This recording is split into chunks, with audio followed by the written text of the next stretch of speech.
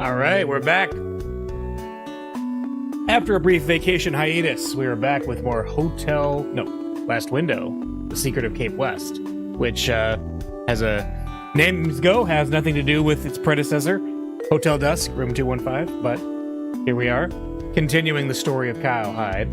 So we had just done a little bit of sneaky around the 4th floor hallway, and now we are heading down again, hoping that no one notices what we were doing. Let's see, so that's the 3rd floor. We live on the 2nd floor, at least for the near future.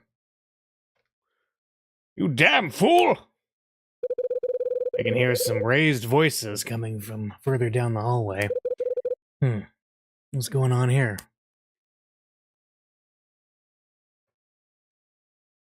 Hey, it's Frank Raver and Tony.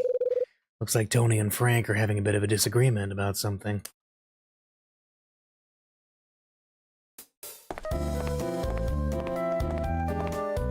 Well, let's butt in, because that's what Kyle loves to do. You're wasting your breath! I know exactly what you did! Oh no. Second time Tony's been accused of something lately. I'm telling you, I don't know what the hell you're going on about! Just admit it, you half-wit! Admit what? How many times do I have to say it? I have no idea what you mean! Hey. Spill it. What did you do? Yeah, what did you do, Tony? Is there a problem here? Tony, you want to explain what's going on here? Hyde! It's nothing. Just a bit of a communication problem. Is that how you'd explain it? The old fool's accusing me of being a thief. Literally again. Okay. You're a shifty-looking guy. That's why I'm asking you about the theft. Just own up to what you did and we can put this matter behind us. How can I own up to something I didn't do? You better stop throwing those accusations around real quick. I don't care how old you are. I'll take this to the next level. Tony, maybe you should calm down a little. If you start throwing your fists around, you're gonna regret it later. When he gets agitated, he soon resorts to his fists. He's simply that kind of person. I'm warning you, Gramps. See what I mean? Mr. Raver, I'm not trying to interfere, but you might want to take this discussion elsewhere. In an alternate timeline, Tony ended the game by taking all of Kyle's money, so I think Frank has a point here. He does. Honestly, he does. Kyle, very uncharacteristically, became extremely trusting and just handed a random person all of his money. Shouting at each other out in the corridor is just gonna annoy the others. A good suggestion, Mr. Hyde. Tony, this is not over. We will continue this later. Frank utters his farewell and leaves. Senile old fool! Tony, mind telling me what the hell that was all about? Same old crap! Alright, why is he accusing you? Let's go right in here. Why is he accusing you? You sure you didn't do anything to set him off? I haven't done anything. He's got his facts wrong. Not really surprising at his age. Have you got any idea why he's on the warpath? It's his tape recorder. The one he always carries around with him during his strolls. Can't say I've noticed. What's it like? One of those small ones, the kind that fits in your hand. When he's on his walkabouts, he always has it in his hand. He seems to spend a lot of time walking around muttering stuff into that thing. Everyone in the building's seen him doing it. Anyway, he started grilling me because the thing's gone missing. Why did he assume you had anything to do with it? Dunno, we only bumped into each other by accident. That's all it took to set him off, the old crank. Wait, where did you run into each other? Where did you run into each other? It was in the lobby just after he'd come up from the basement. When was it? I'm not sure. Is it important? It better be if you could tell me. It'd be better if you could tell me. I'm pretty sure it was just after 4. I can't believe I'm being put through this again. Why do people always figure I'm to blame? Tony. So, you're absolutely positive you had nothing to do with the tape recorder going missing? I tell you, man, I'm clean. Look, I gotta get out of here for a bit, get some fresh air. Later, Hyde. Tony walks off. What's got Frank so worked up? There's something fishy about this. Almost like he's hiding something. Kyle hiding. It's a good name. Alright, well, let's go talk to Frank. I just really feel like butting into other people's business again. I think Kyle gets the shakes, you know, if he's not, like, barging into people's houses or apartments or hotel rooms. Let's see. Where's Frank at? He's in 302. Okay. Let's go to 302. So that's far down the hall here. That's very inconvenient. Okay. Knocky knocky. No answer. Well, can't knock it till I've tried it. Oh no. Oh, I hate it. Will the buzzer work? No answer when I press the buzzer. What am I looking at right now? Do I have to say this? Oh, man. Maybe it's Buzzted.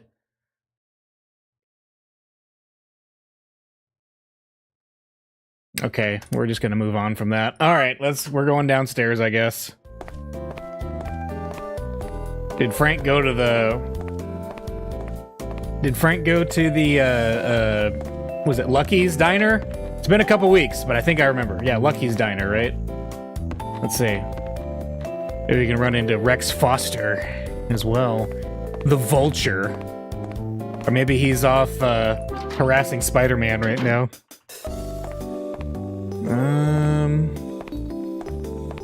There's Claire. There's Sydney. Hey, Claire.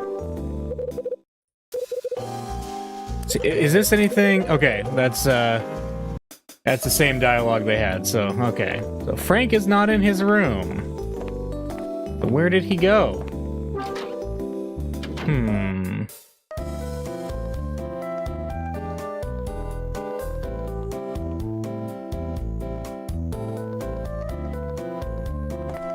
What else? I mean, okay. What did I miss? Is this a... Okay, chapter... No, we don't need a summary. Is there any... Oh, yeah, I didn't take any notes on it. Does this game have, like, a dialogue summary, like most visual novels do? I don't know if it does or not. We got notes, map, summary. Maybe the summary? I don't know, let's see. I found out the Scarlet Star has something to do with the hotel. Okay. Nothing to do with that. Where did he say Frank was coming up from? The basement? Have we ever been to the basement? I don't think we have yet. Maybe we can go down there? Oh, we got the echoey floors. I love it. That is so cool. Let's see, was he in the laundry? I bet he has some glow sticks in here. The laundry is open. That's good. I guess that would make sense. Oh, wow. That's not bad. Kind of a nice laundry area. Laundry. Okay.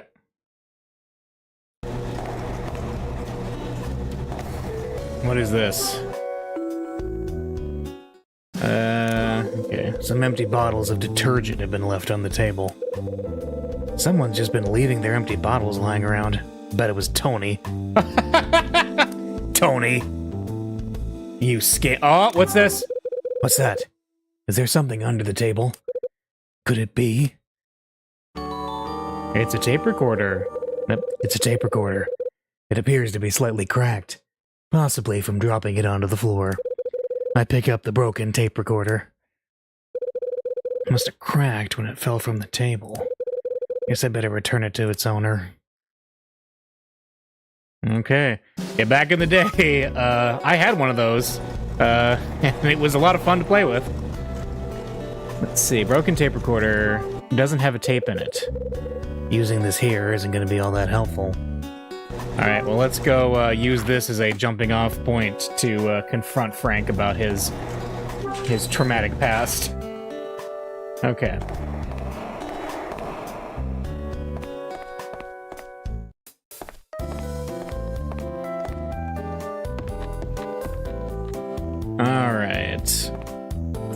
3rd floor. And 302, as we know. All right, Frank. It's time for your raves to end. Is he back? No answer when I press the buzzer. Oh, nope, I'm not saying that. Okay. Not in. Oh, what a pain. Too busy searching for your recorder to actually get it back, huh? Yada yada. All right, let's go.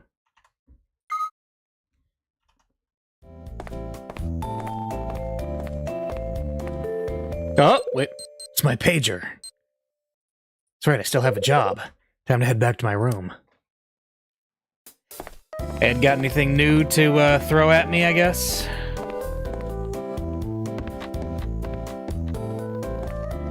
Okay. So, heading back to Kyle's room.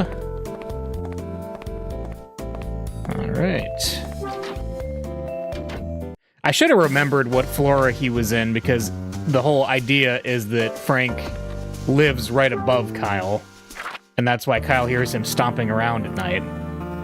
Apparently, listening to some 70s, or late 70s EDM with his glow sticks. Alright. Let's go. Kyle, I need you to find... Yeah. Kyle, I need you to find some old guy's recorder.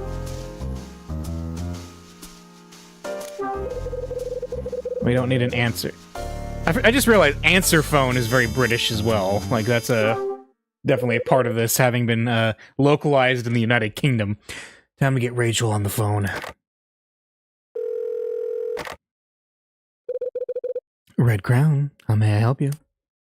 It's me. You got an update for me? Yes. I've unearthed some extra information on Rex Foster. What is it? Before he went into insurance investigations, he worked as a reporter for a magazine. What kind of magazine? It was called Los Angeles Beat. It was a weekly publication that covered current affairs.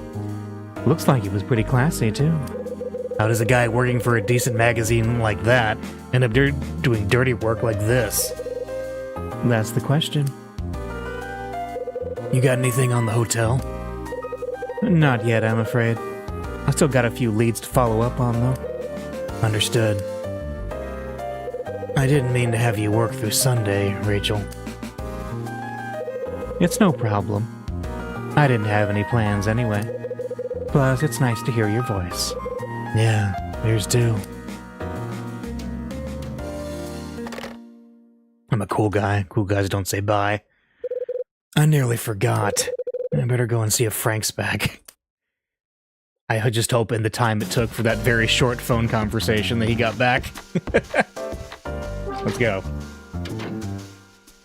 Whoop. The hell? Why is 201 open? Tony's door's open. Frank, are you in there? I'll just take a look through the gap in the door. Oh, there he is. He's standing very still. I can see the back of Frank. What's he doing in there? He's in the corner like the Blair Witch Project. Let's go in. Confront.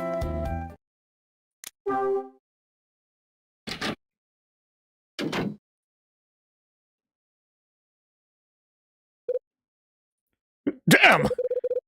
What are you doing in here? Oh boy. Let's see. Hey! What is it? What are you doing in here? I can assure you I'm not doing anything that could be considered illegal. Well, breaking and entering kinda is. Not that it's any of your business anyway. I'm not interested in being lied to. Tell me the truth. This is Tony's room and I don't see him around. How did you get in? And why are you here? Hey, can you hear me? Can you hear me? Hey, keep your voice down, will you? I'm not deaf, so there's no need to shout. If you want me to keep my voice down, start talking.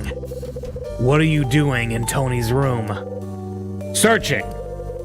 You know he's hiding it I know he's hiding it somewhere. And you don't think that breaking and entering is illegal? Thank you, Kyle. I said that same thing. You didn't take your tape recorder, Frank. Would you care to explain exactly how you can be so sure? I found your tape recorder. You what? So there's no reason why you need to search Tony's room. If you've got it, please return it to me at once. I have something extremely important in that tape recorder. It's gone, though. I'll give it back to you. But before I do, I'd like you to answer my questions. Tell me what's on the tape recorder. Yeah, what's on that tape? Tell me what's on the tape recorder. It's something called Daft Punk. You wouldn't know. Why should I share details of my private property with you, Mr. Hyde?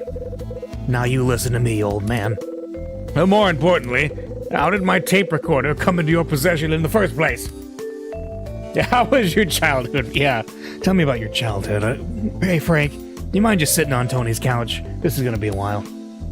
It was on the laundry floor. I found it on the floor in the laundry. You did? You told me you went to the laundry today, didn't you? Are you maybe beginning to realize that you got the wrong man? Perhaps now you can tell me why you were so quick to point the finger at Tony. Isn't it obvious? He looks like the kind of person who'd go around lying and stealing. He has a criminal record, too. Wait, how do you know that? Once a person has committed such crimes, it's very hard to break the habit. He might think he wants to put all that behind him and start a new life, but he can't. He really is the Lewis of this game, isn't he? I don't think it's up to you to make that decision. Of all the people who want to start a new life, there's always some that succeed. I think the numbers are very low, though. In Tony's case, I'd say it's next to impossible. He can't change, at least not until he feels genuine remorse for his shady past. What kind of things did he do? Yeah. Tell me what you think Tony did. He is responsible for a violent incident that caused a lot of pain and suffering. When did this take place? Actually, it happened twice. The first time was 5 years ago, and the second, 4.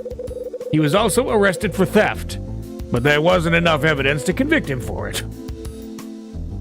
How do you know about Tony's past? Yeah. Tell me how you know so much about Tony's past. I've got friends in the police force, Mr. Hyde. They give me information. What is it? Are you trying to say that you're an ex-cop? About time you pieced that together. Oh, interesting. He's the Lewis of this game if Lewis was still trying to scam people. Yes, this is true. He's not quite put everything behind him like Lewis did. I worked on the LA police force right up until I retired. Now I'm beginning to make sense of all this. Mr. Raver, we're not so different, you and I. What is it? I don't really give a damn if you were a cop once or not, but I strongly recommend you stop assuming people are guilty without gathering all the facts. Tony didn't take your tape recorder. He had nothing to do with it. Searching his room won't make a blind bit of difference, because I already found it elsewhere. It was on the floor in the laundry all along. Here, this is it, right? But it's broken. What happened to the case? It's cracked! I guess it must have cracked when it fell off the table and hit the floor. Hang on. Where's the tape that was inside? I have no idea. This is how it was when I picked it up. I see. I may have misjudged you a little, Mr. Hyde. I want to thank you for returning this. I'm not interested in your thanks. Maybe you should try giving Tony an apology instead. Once the tape is safely back in my possession, I shall do just that. Frank says his piece and leaves. So Frank's tape has gone missing. More importantly than that, he's left this room practically upside down. Maybe I better clear away some of this before Tony gets back. Alright. I'm gonna do a Jordan Peterson and clean up his room for him. Alright, here we go. Hey, this is like an anti-Jordan Peterson, wouldn't it be? I don't know. Let's see. The tape scattered across the floor all have labels reading audition. I wonder what his songs are like. Huh? This letter paper. I don't believe it. It's the same as the order sheet I received. What's Tony doing with paper like this? Oh. There we go. Huh? Hey, hide! Sorry for coming into your room without permission. Don't sweat it, it's no problem. Really? I just met old man Raver. He told me you found his tape recorder and returned it to him. Yeah, that's right. He also said that he came to see me and noticed that the door was open. You came in when you saw him inside and asked him some questions. That pretty much covers it, right? Pretty much. Did you hear anything about that tape, Tony? What tape? Frank said that there was a tape inside the tape recorder, but it's missing now. Yeah, actually, he did say something like that. Don't know where it could be, though. Tony doesn't know about it either. Maybe it's time you eased up on playing detective, Hyde. Stop thinking about his tape. Take it easy. Now I stopped to think about it. It's been quite a while since you've been in my room. You're right. One more thing, though, Tony. Yeah? Did you leave a letter in my room? Yeah. Did you write me a letter? Did you leave a letter in my door a while back? A letter? Nothing to do with me. I've never even considered writing you a letter, man. That's kind of weird. You're telling me the truth, right? Cross my heart. I mean, I write letters from time to time, just not to you. Who'd you write to? Thought you'd have guessed by now. I write them to Betty. I got this plan for us to give each other presents at Christmas. Problem is, I just can't seem to get the wording right. Tell me, Tony, where'd you lay your hands on that letter, paper, and envelope? They were given to me. By who? I got them from Dylan, you know, the guy from the 3rd floor. Oh! Hey, Hyde, why don't you hang out here for a while? I'll let you hear my latest song. I think I'll take a rain check on that. I got a few things I need to sort out. Oh, okay. Maybe next time.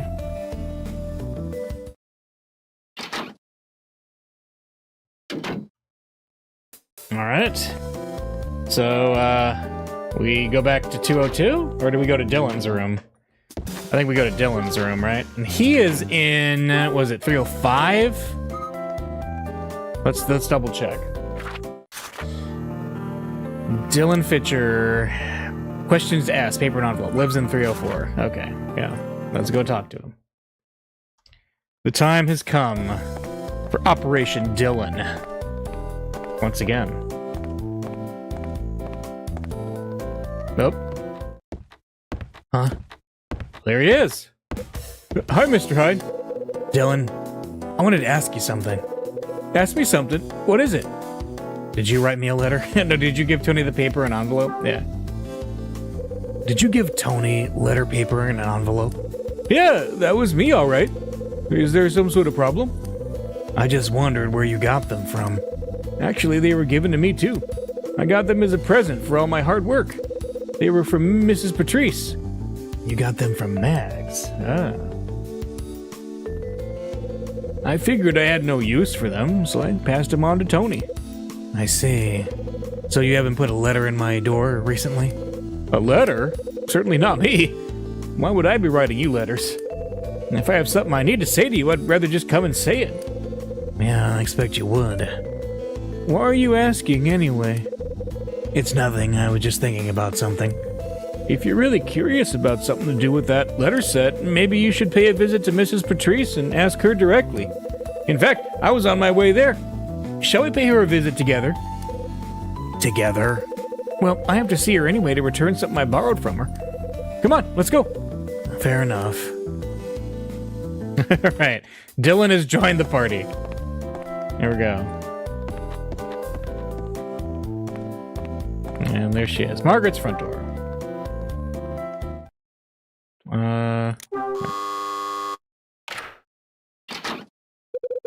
Oh, I wasn't expecting to see the both of you. Is there something I can help you with? It's nothing special. We just bumped into each other as we were both heading here. I came over to return these to you. Here you go. What were those keys for? Why, thank you, Dylan. Okay, now I can leave you both to it. See you later. Dylan hurries off. What were those keys? They're the spare keys to the apartments. Dylan occasionally has need to borrow them from me. For one, it's necessary for when he's doing certain types of maintenance. Okay, that makes sense. So, Mr. Hyde, to what do I owe this pleasure? I just wanted to ask you something, actually. Oh? And what might that be? Maybe go to the fourth floor first to grind some electrical panels to level up Dylan. Yeah, let's give Dylan his electrical panel XP. Alright. Did you give Dylan a letter set? A letter set? Oh, yes. I remember. Yes. I did give one to him. I see. Yes, I remember it clearly now. Can you recall where you got it from? Why, Mr. Hyde, would you like a set too? If that's the case, I'm going to have to disappoint you. That was the last one I had. If you're really keen, though, you could try buying one yourself. If memory serves, they're on sale at the local drugstore. They aren't very expensive, either. Interesting. So I can pick up an identical set quite easily. Well, so much for that. Have you left a letter in my door recently? A letter? Well, I put a copy of the closure notice in your mailbox, but nothing more. Have you not checked it yet? Actually, I've already read that letter. That's good to hear. Is that all you came here to ask, Mr. Hyde? Yeah, that's about it. Sorry to have bothered you. Oh, actually, there was something else. There was? Mr. Wolf from room 201 has promised to settle his rent after all. Tony said that, did he? He did. He called me earlier to assure me that he'll be settling his debt soon. That's good news. It is. Now, I must be going. Mags returns to the comfort of her room. All right. 9 p.m. Whoa. That whole thing took 4 hours? Oh, okay. I return to my room and throw myself onto the sofa. I just can't get it out of my head. Who could have sent me that order sheet? Doesn't matter how hard I think about it. There's no answer in sight. Guess I should set my mind to uncovering a little more on the Scarlet Star first. I think it's time for me to take another look around the 4th floor. Okay. At 9 p.m., huh? Okay. Alright. And we gotta remember to set the wooden block, otherwise we're gonna get locked in, right? Alright. Oh, wrong.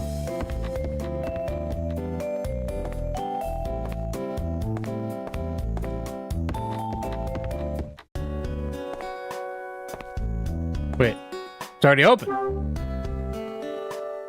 Huh? Nope, noggins getting me nowhere. Strange, the fire door's open. Looks like whoever's in there had the sense to use the doorstop, too. Time to find out who it is. Alright, what was the room I went into? Was it... It was 404, wasn't it? Yeah, because I made a joke about that. Being like the error room. There we go. I recognize that figure. Hey! Ugh! Aha! It's Frank! And he's up to... I don't know. What are you doing here?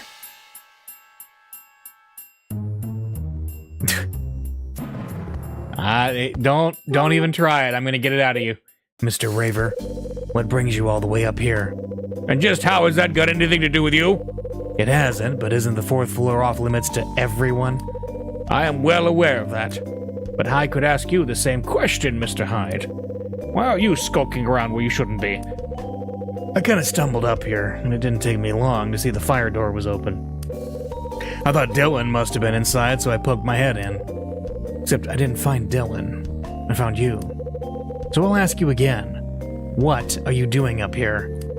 I arrived here much like you. I noticed the door was ajar and came inside to investigate. And I saw that nobody was here and thought that someone had forgotten to close the door. I'm gonna have to give that Dylan a piece of my mind when I see him. Frank stops our discussion there and leaves the room. He must be a fool if he thinks I'm buying that story. What could he have been doing here? Looking through the desk? Wasn't there like a super... Let's see. Some pieces of paper scattered around on the desk.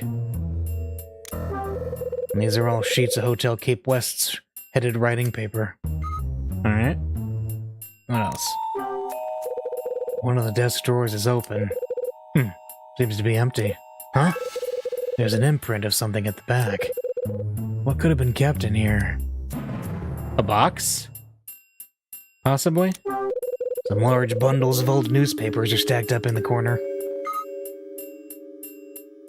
Okay. And the sink? No.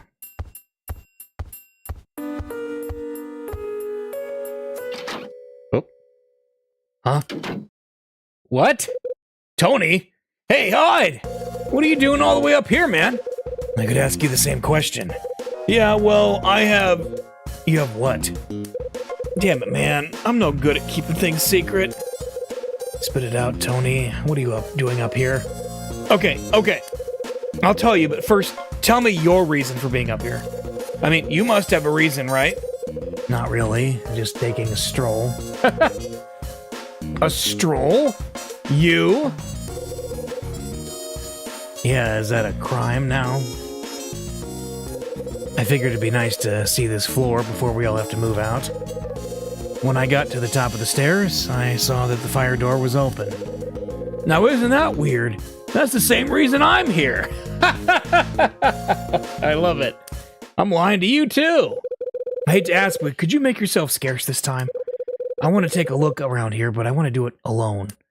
Sorry, but my stroll's not finished yet. Oh, we got the music. Maybe you should go home and come back another time. Me? Come on, man. Take a hike and leave me in peace up here. Why are you so keen on being alone?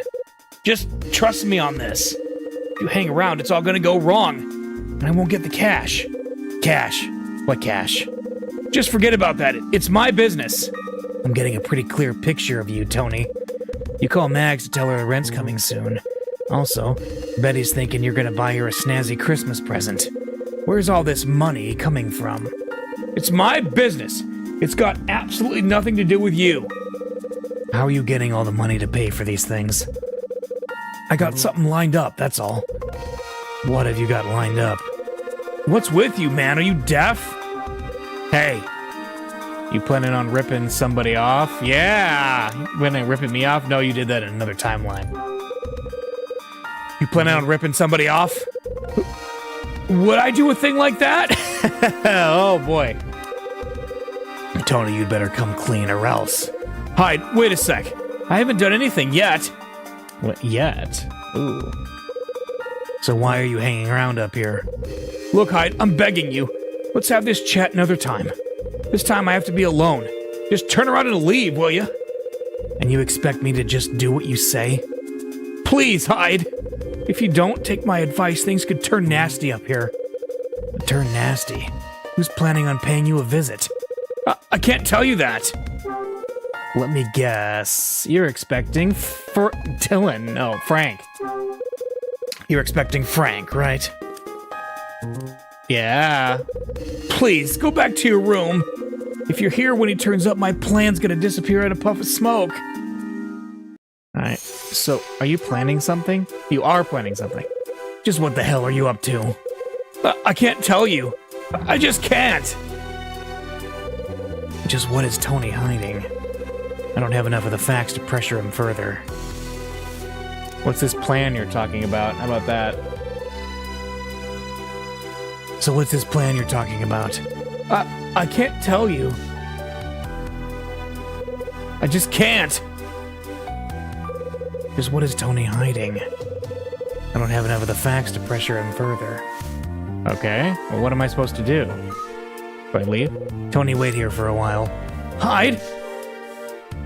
Okay.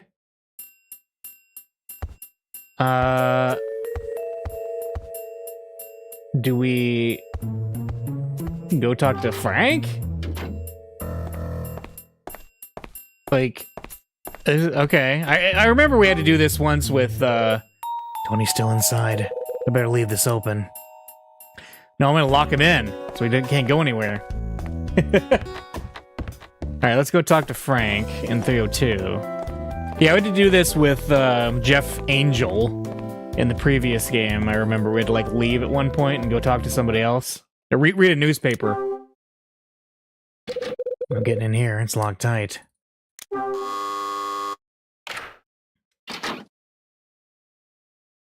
You? What do you want? Just wanted to ask you something. What is it now? It's about why you were up in room 404. Were you hoping to meet somebody while you were up there? Well, actually, Tony called me up there. Just as I suspected. Do you know why? I haven't got a clue. He just said something about having an important topic that we needed to discuss. Did you end up meeting then? No. Because you turned up and I decided not to go through with it. I see. Anyway, I'm sick to the back teeth of this subject, and I'm too busy to stand here and talk to you. Please leave. Not yet. I still have to ask you something. Did you get your tape back in the end? No, I'm still looking. Now that's interesting. Are we quite done now? I have things to do. Frank retreats back into his room. So that's how it went down. Does Tony have the tape?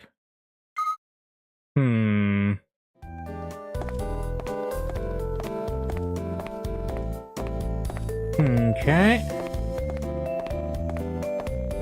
I bet Tony has the tape. Yeah. I'm highly suspicious of that. It was Frank, right? Is Tony actually a thief?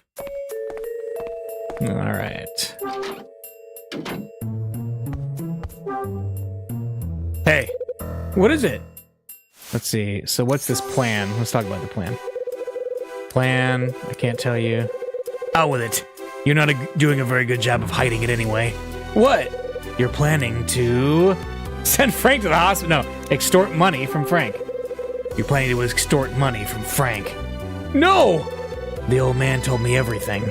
He told me that you called him up here with something you needed to talk about. He what? When he got here, you were nowhere to be seen. Then I turned up, and he went back to his room. That's what he said? Great, now you know. Was planning to have him meet me up here. Then I was gonna make him a deal he couldn't refuse. Ever since the notice went out about this place closing, he's been coming to the 4th floor to look for something. I noticed he carried his beloved tape recorder with him when he did. So I thought if I could hear the contents of the tape, I'd know what he was after. Okay, where are you hiding the tape? Where's Frank's tape? I've got it somewhere safe. I was planning on returning it to him if he could meet my price. I'm certain there's stuff on there that he'd rather keep to himself. Alright, so you are planning something. Just what the hell are you up to? I can't tell you. I just can't. If I let you in on this, then you're gonna know how worthless a human being I am. Tony. You're worthless? Alright, you're not a worthless human being. You're not a worthless human being? Really? You shouldn't have such a low opinion of yourself. But if you're so sure that whatever you're up to is gonna soil your name, then stop what you're about to do and leave. It's always the same! Every time I do something like this, I end up regretting it later. It's all I do is regret. What exactly do you regret? What do you regret doing, Tony? Well, you see... It's about what you did in the past, isn't it? What? What do you know about my past? I've heard all about you, Tony. I was told by somebody who knew about your previous convictions. Who could have told you about that? Frank Raver. Him? How did he know? He's an ex-cop like me. Used to be part of the LAPD. Even though he's off the force, he still doesn't take too kindly to ex-felons. Figures. So now you know.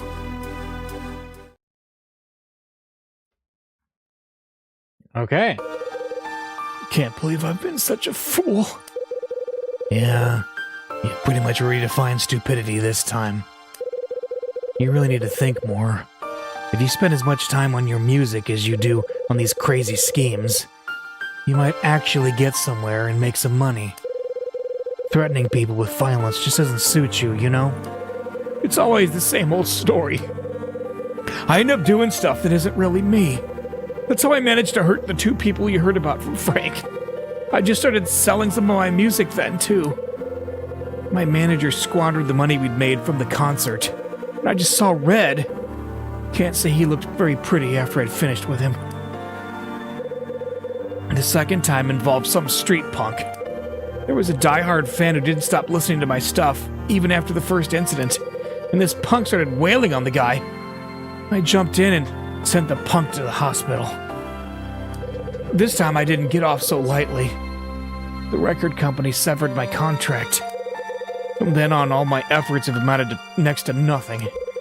I'm such an idiot! If you can see that this isn't the right way to live your life, then change. Yeah, you think if I could do that, I'd even be in this situation? If you're serious, then yes. If you stop thinking up ways to beat people senseless or get money from them, you'll be heading in the right direction. Sure, it'll take time. It might be a pain in the ass, but you'll get there in the end. And you'll be able to put the old Tony behind you and start fresh. Hyde, you said start afresh. You're not the first person to tell me that's what I need to do. I do this all the time, but no, it's not who I am. Who told you before? The fan I rescued from that punk. You know what that fan said to me? I love your songs, and I have them all, but you gotta get out of this rut you're in. You're only hurting yourself. Start afresh and put the past behind you. Start to live a better life. That's how it was, Hyde. I made a promise to that fan. A promise to start afresh and put the past behind me. I vowed to make the best music I'd ever made. Then maybe it's about time you made good on that promise. You wouldn't want to let your fans down, would you? Hyde. Pull yourself together, Tony. You just have to really put your mind to it. You really think I can? You're right. What you said just now, I think I can change. I hope you can, for your sake. But what am I going to do about the old man's tape? Give it to me. I'll look after it. Just tell him that you gave it to me and I'll sort out the rest. You serious? Would I say it if I wasn't?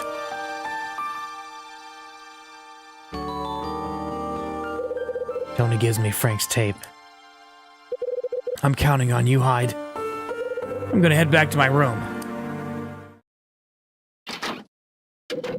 Tony makes his way out. I think I'll head back to my room, too. No way I'm giving this back without hearing it first. I love it. That's very Kyle.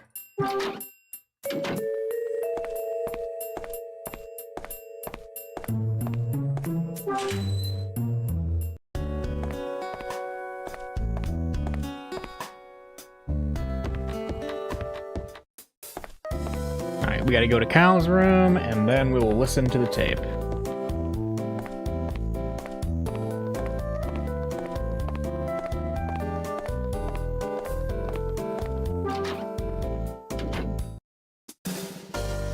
Okay. So we have the tape player here. Wait, is this his tape? Yeah, this is it. Makes me feel less guilty about ignoring calls. Is this where we put the tape in? I'll play Frank's tape on my answering machine, not an answer phone. Gotta take my own tape out first. Eject. Yep. And probably side A. Let's see what this thing says. Gotta rewind it first.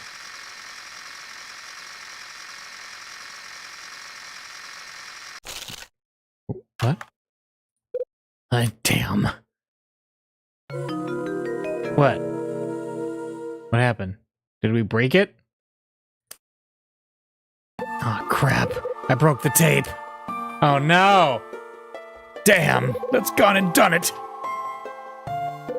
How the hell am I going to explain this to Frank? Just tape it back together. Oh. It's terrible. Retry. Alright. At least we can go straight back to it. Alright.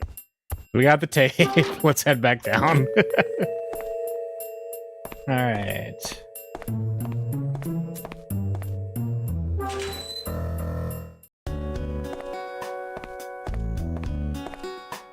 So, we don't rewind it then.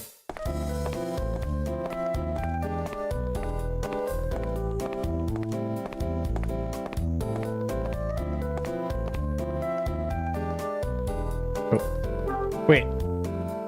Shoot. I am a floor wrong. We're not giving it back to Frank yet.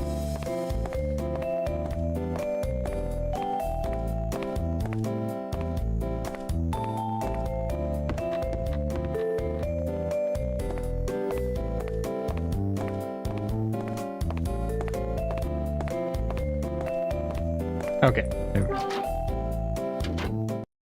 Alright.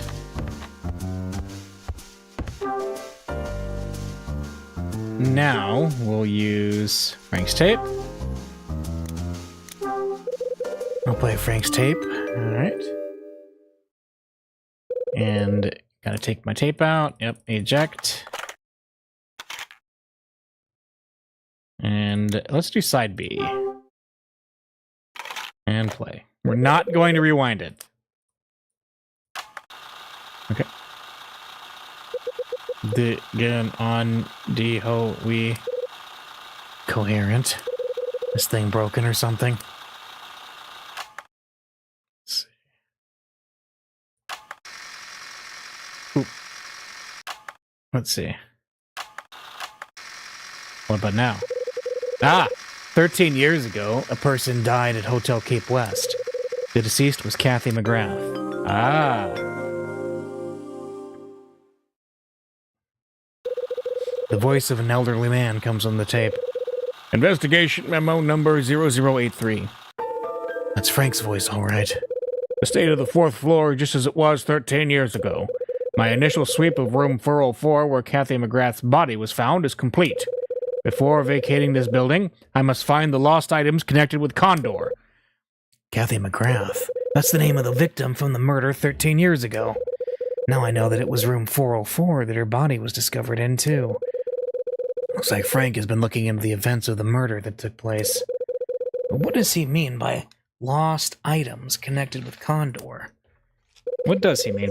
Question is, why is Frank investigating the incident from 13 years ago? Without wanting to jump into any conclusions, maybe he's got some sort of connection to the hotel. Maybe. I think it's time for me to get my head together. Ah, we're doing a thinky section. Alright. After returning from a walk early on December 21st, I ran into Mags. I asked if I could take a look around the 4th floor, but she refused. Someone overheard my chat with Mags. That person was Dylan. Right. Dylan said that he'd gladly show me around the 4th floor.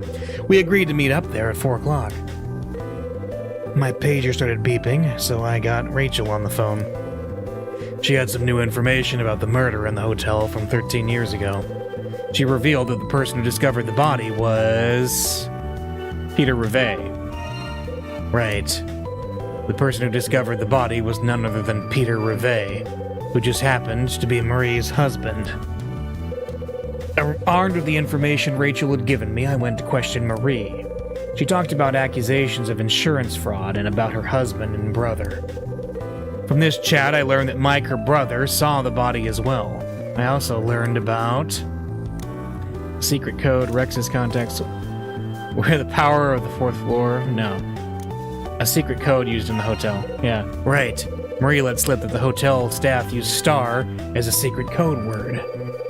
was connected to the party that was thrown just prior to the closure of the hotel. After finishing my chat with her, I prepared my response to the order and posted it in the room 404 mailbox. I listened to Frank's tape, which I got from Tony. I finally knew what Frank had been investigating. Turns out he was looking into the Kathy McGrath's murder. Right. Frank's looking into the murder in room 404 from 13 years ago. There was a memo regarding the unsolved murder case on Frank's tape. I listened to the entire contents of the tape. It said something about what Frank was actually trying to find. Turns out he's investigating lost items connected to Condor. Yeah, right. The last thing recorded on Frank's tape was him saying that he's looking for lost items connected with Condor. Seems like I'm not the only one looking into this building's past. But why is Frank so focused on this even after his retirement? Why would he still be looking into that unsolved case that happened 13 years ago? A murder 13 years ago, and the disappearance of the Scarlet Star 25 years ago. There has to be some sort of connection that links the two incidents. Why do I get the feeling that my questions are just leading to more questions? I don't know. That's the end of this chapter. You can now read the events in the Last Window novel. Okay. Saving progress.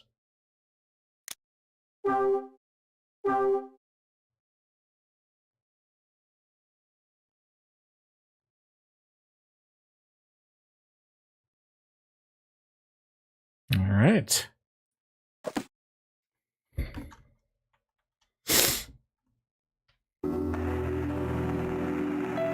December 21st. Mysterious letter. 25 years ago. The apartment's past. Chapter 5. December 22nd, 1980. Alright. And we're pretty darn close. We're at the halfway point of the game, I think, because I think this has 10 chapters as well. Make sure you don't pull out the game card when you say, yeah. Huh? It's the phone. I reach out from my bed and grab the receiver. Hello? Come on, Rachel, can't you leave it for another 30 minutes or so? If you really want to hear my voice, call me back later. What the hell are you doing still in bed at this time, says a voice. What? Oh. Hyde, it's me! Ed? So you're still sleeping, huh? Yeah, well, I was. I see! Guess this won't interest you enough to get your lazy ass out of bed anyway. Hey, hang on. I thought I'd extend the hand of friendship and give you another chance. Maybe I'll have to reconsider, seeing as you can't even be bothered to get out of bed. Have a nice life, Hyde. Ed, wait. Yeah? You're right. Someone who sleeps in till 10 on a Monday shouldn't be given a second chance. Go on. It's just that I've been getting lazy recently and need to regain my focus. I know I've got to get my act together and... And what? Talk to me, Ed. What did you want to say? I want to work for you again. So just tell me what I have to do. Sell stuff, Hyde. It ain't that hard, you know. You can start with your current inventory. Try selling some to the local residents. You seriously think the people here are going to buy this stuff? Of course they will! It's extremely hard to sell stuff to the people around you. That's why I think it's only fitting for you to try it. Guess it helps if you're on good terms. If you manage to defy all the odds and sell some of the stuff to your neighbors, I'll give you that second chance we discussed. I'll leave it to you which stuff you try and sell. You got plenty to choose from. Make successful sales to 2 of your neighbors, then give me a call. Oh no, we have a selling stuff side quest? Will do. That's all I wanted to say. Hang on, Ed. I just wanted to ask you about that order sheet. I already told you, you cannot accept orders that don't go through me first. Forget about it and focus on making those sales. Rachel! Hi there, sweetie. Now that's the kind of voice I'd like to be woken up to. Easy there, Kyle. Anyway, Do you really think you can sell some of your goods to the people in your building? I'll give it a try. Gotta face facts, though. With everything getting ready to leave this place, chances are they're trying to deal with too many of their own problems to want to buy household goods from me. You're still in with a chance, though. Really? You think? Yes. There's always a chance you'll get lucky. All you gotta do is find out just what the customer wants. If you know what you've got what they're looking for, selling it to them should be no problem. Maybe you're right. Like I said, I'll try giving it a try.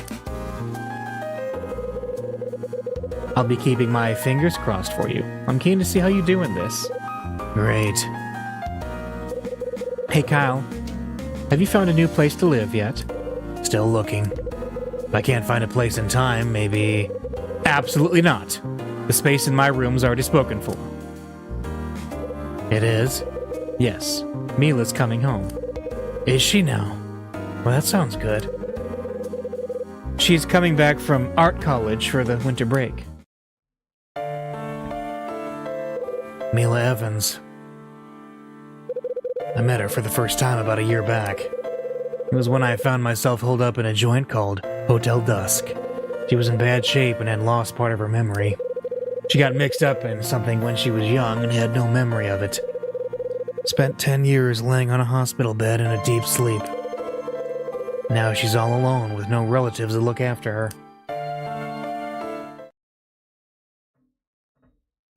How's she dealing with life at college?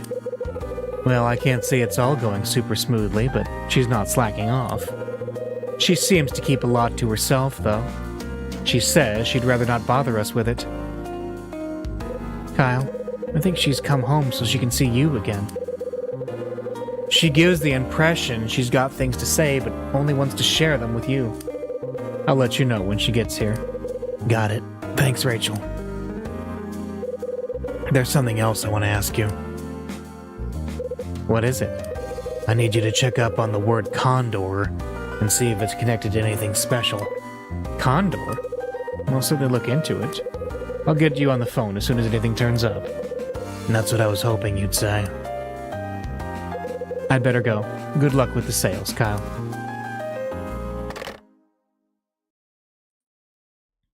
I turn the tap on, splash my face with the cool and refreshing water that comes out.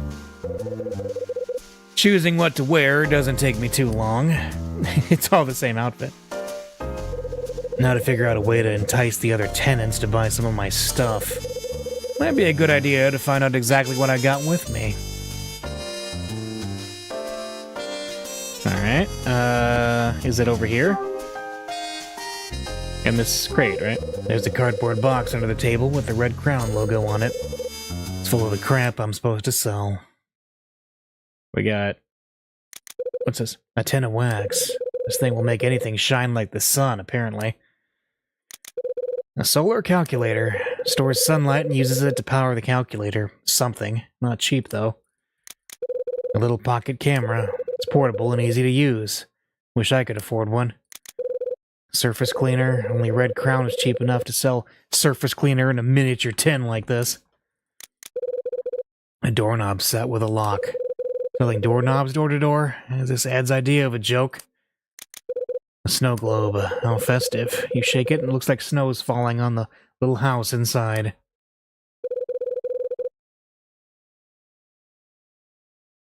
Ed always says seasonal items sell the best. Okay. Concentrated detergent. Removes any sign of dirt or stains. Why do I need bleach if I have this? And a pencil? Didn't we use that already for something? I think we did.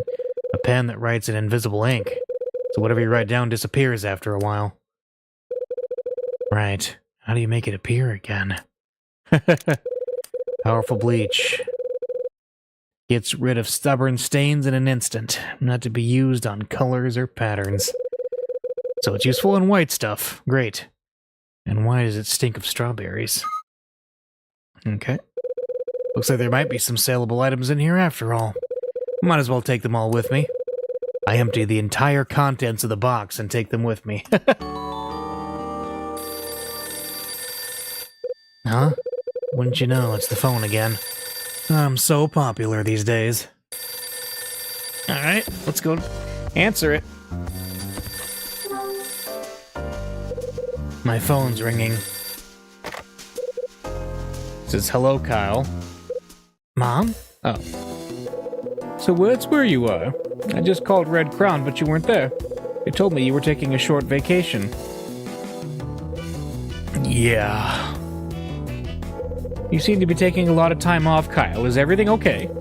You haven't got yourself into some kind of trouble at work, have you? Of course not. Everything's fine. Good, then I can stop worrying. But why are you calling work anyway? I needed to speak to Ed about something. What was it? I got a call from the LAPD this morning. They've decided to reopen the case surrounding your father. Reopen it? It looks like they're going to start early next year. I wanted to let Ed know. When he was on the original case 25 years ago and they officially ceased investigating, he was the only one who took the time to see me in person and break the news. Why would the LAPD show such a sudden interest in reopening the case, though? I wasn't sure, but Ed said something about a possible reason. He thinks it's all down to the mayoral candidate, Hugh Speck. Hugh Speck? He used to work on the force, and he's made it his mission to wage war on organized crime. Yeah, I saw part of his speech on TV. He was saying lots of stuff like that. Still, reopening a case that closed 25 years ago can't be easy. You're right. But there's a hell of a lot of red tape. Don't get your hopes up too high, Mom. There's no guarantee that they'll get to the bottom of it in this time either. I understand that, but who knows? Maybe they simply overlooked something before. I've thought about it long and hard. Why did he have to die like that? Who would want to kill him? I never found out the truth behind his death. I wonder whether knowing the truth would have helped me overcome the grief or not. Maybe if I'd known, I wouldn't be forced to live the life I do now. Mom, do you really want to know the truth behind what happened to your father? I do, now, even if it reveals things I didn't want to know about him. I need to know the truth behind what happened. Chris Hyde was my dad, and I feel it's my duty to find out the reason for his death. I understand how you must be feeling, Kyle. The LAPD have promised to let me know if there are any developments in the case. That's good to know.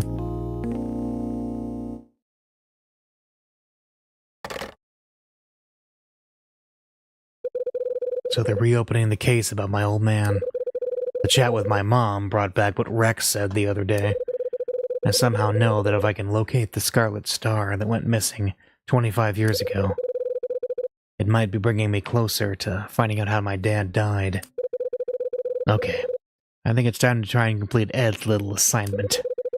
Guess a guy like me is only suited to working for a place like Red Crown. Alright, Operation Sell Junk to Our Neighbors has begun. But I'm going to take a very quick break and I'll be right back. And we will start this up.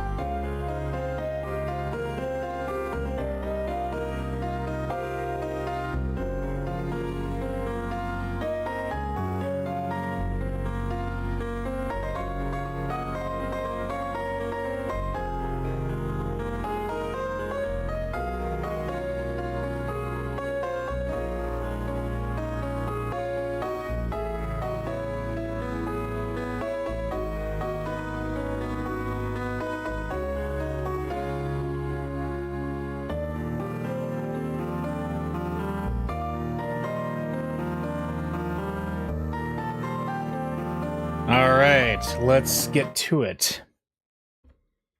Kind of feels fitting to try to sell something to Tony. First thing to do is find out what kind of things people want. The second floor seems like a good starting point. Well, let's go talk to Tony.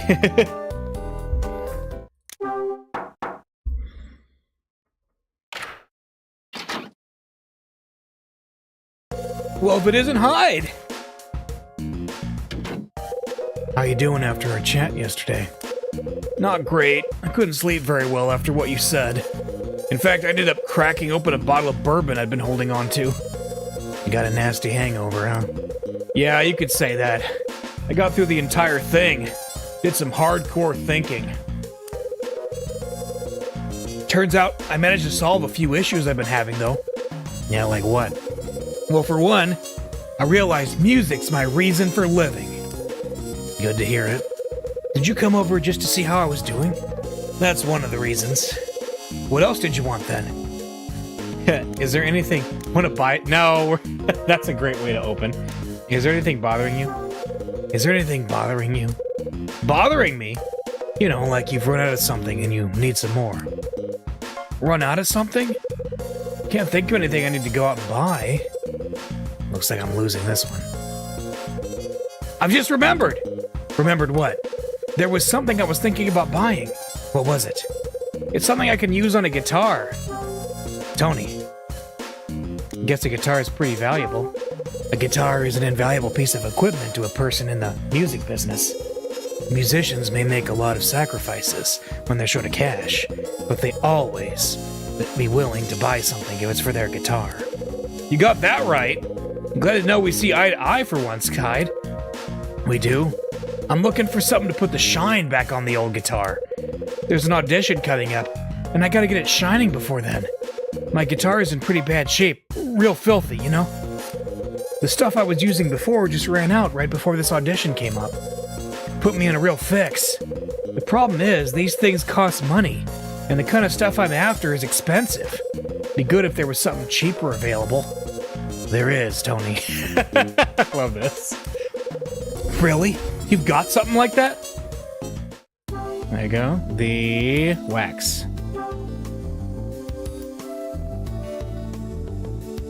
Here. I hand Tony the wax. It's wax?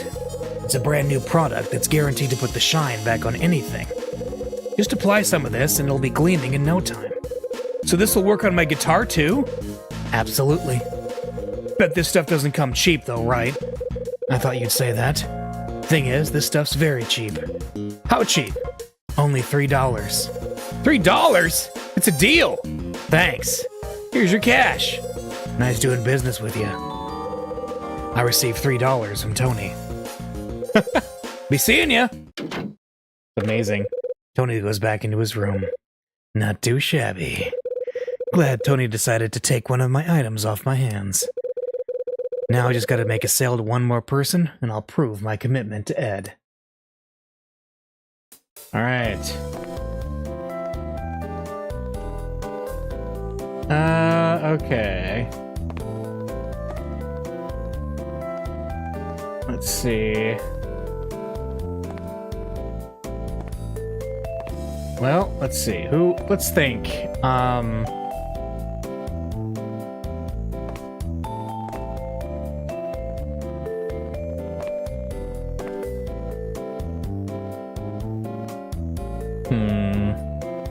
Let's see. Who in the hotel should we... I mean, Tony was thankfully pretty easy.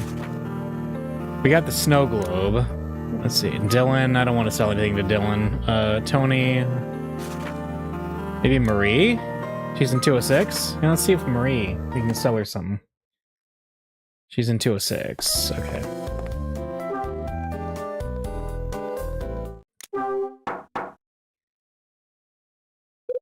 Hey, Marie, it's me. Do you have a moment? Sorry, Mr. Hyde, I'm a little busy at the moment. I'm not feeling very well. Can we talk later? Yeah, no problem. No sense in wasting my time trying to sell stuff to people who are feeling ill. I'll come back later. Oh, okay. Well, that's that. How about... Can we sell something to Betty?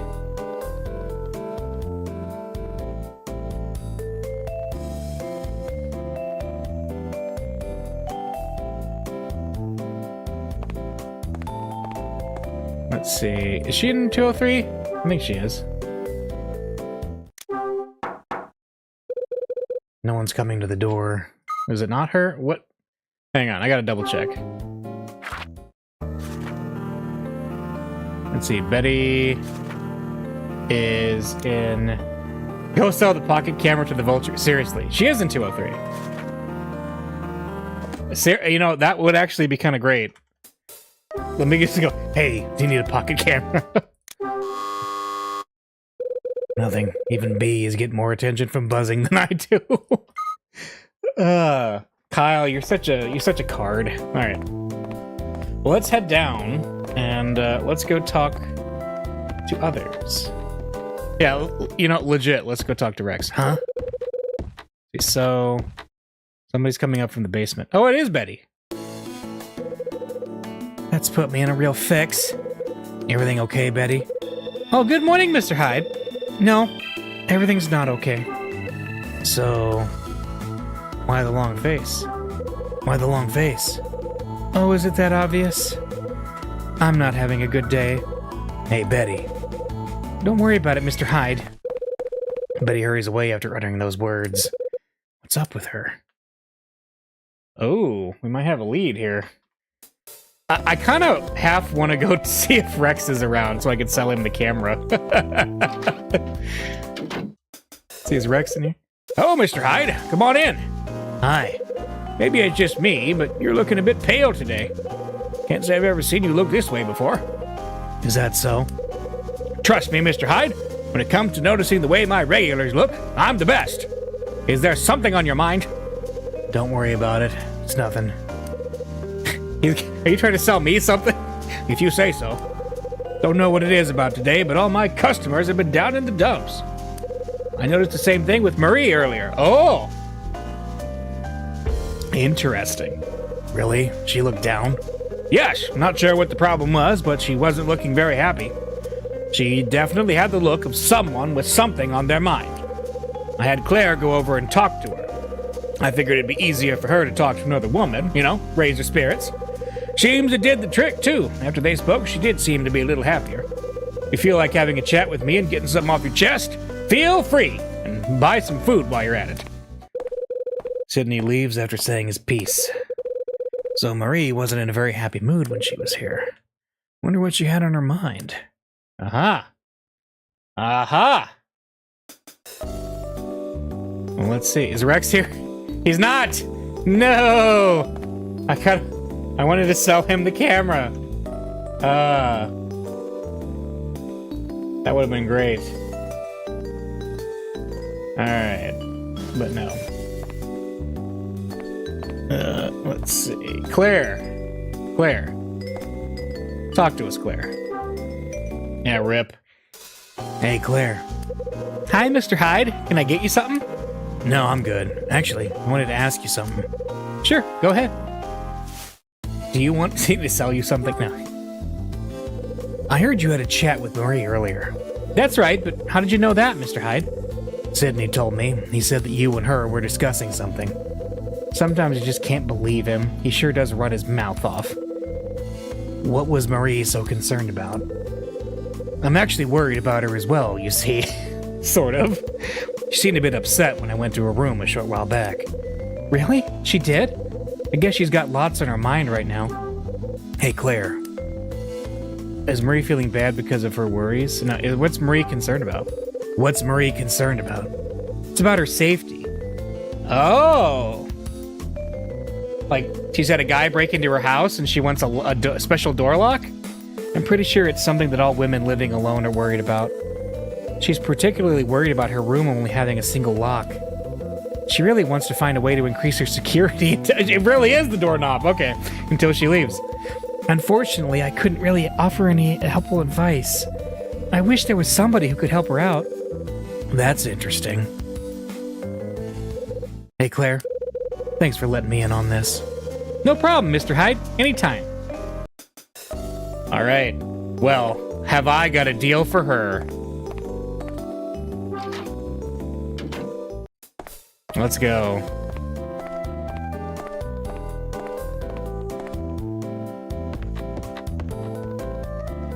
Let's see. So, let's go to... Oh, yeah, you're in 206.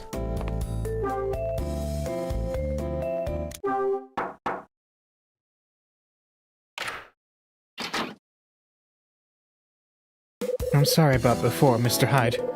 No problem. I guess I shouldn't really have come around when you weren't feeling up to it. Bad timing, I suppose. You look kind of pale. Is there anything troubling you? Actually... So she's concerned about her safety. Are you worried about your safety? My safety? How would you be thinking about that, Mr. Hyde? I have a habit of knowing these things. Yes, you do. I can imagine how terrifying it must be for a single woman living alone. Especially if they've had bugging devices planted in their home. Precisely, Mr. Hyde. I'm at the point where I really don't know what to do. Kyle is a better salesman than I imagined. I can't sleep at night either. If you like, you can talk to me about it, Marie. Thank you, Mr. Hyde. I really don't know what to do. I'm always thinking about what would happen if someone broke in at night while I'm asleep. Marie. Let's do something about it, yeah. Let's do something about it. What do you propose? Well, you could use something. Such as? Well, a security lock.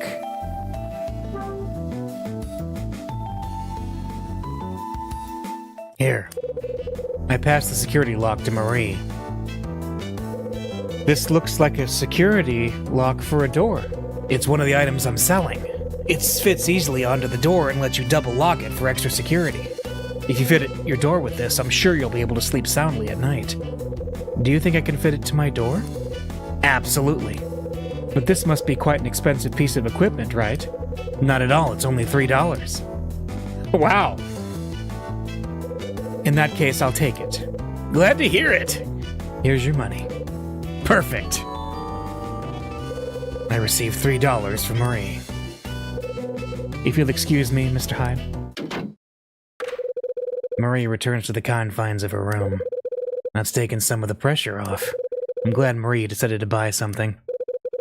That's it. I've sold 2 items to people living here in this building. Maybe now Ed'll cut me some slack. No time to waste. I'll get him on the phone right away. All right.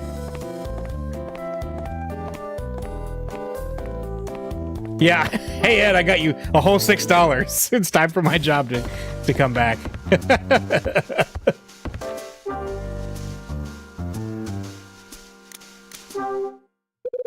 Time to get my job back.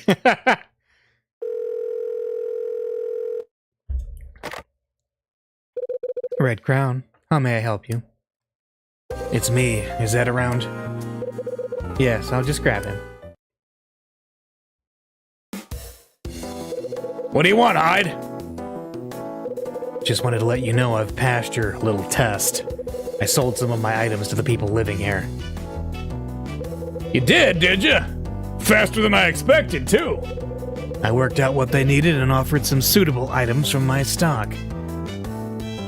Clever. So you finally realize what it takes to sell things, huh? Well, congratulations. You're no longer fired. Now get your ass over to the office, pronto! Hang on, Ed. There's a favor I need to ask you. I'm fresh out of favors, Hyde. Don't push it! Let me stay here and work instead of coming back to the office. And naturally, you must have a good reason for that? You'd have found out sooner or later. I took the order from that mysterious client. So I want to stay here until I get to the bottom of it. So you know who the client is now, I suppose? No, I haven't figured that part out yet. But I've been promised some more information about that and the reward soon. Just tell me why, Hyde. Why are you so hell-bent on completing this order? I mean, this thing went missing 25 years ago. What makes you think you can find it now? I'm not sure, but the order must have come straight to me for a reason. The person who sent it to me must believe that I can get it to the bottom of it. You probably heard from my mom by now, but the case on Dad's murder will be reopened. I've been thinking about it, and here's what I believe. Something tells me that if I can locate the item on the order sheet, I can find out more about his death.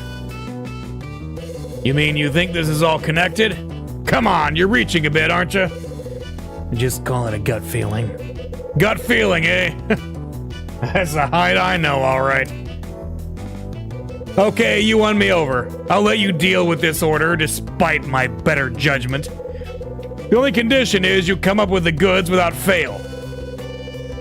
From today onwards, that crummy apartment you call home is your office. Roger that, Ed. Aside from the stuff you've already got Rachel looking into, anything else you'd find useful for your investigations? You ever heard of a guy named Frank Raver? He's older than you, used to be an LAPD cop. Frank Raver? Name rings a bell, but I can't put a face to him. Why are you interested in him? He lives in this building. He's been looking into the events that happened 13 years ago. Seems he's keen on solving the case that never got solved. The victim's name was Kathy McGrath. She was the wife of the hotel's owner. Okay, I'll see if I can call in a couple of favors and dig up some dirt on the guy. I owe you, Ed.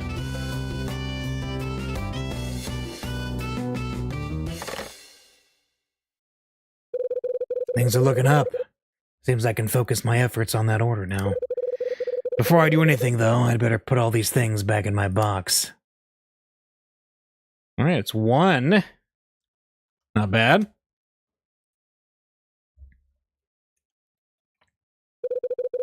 I think it's time I tried to find out a bit more about this building. When I think about who's likely to know the most about the history of this place, the one who springs to mind is Sydney, the cafe owner. That reminds me, I haven't eaten anything since this morning. Maybe I'll head down there and grab a bite to eat. Alright, so let's go.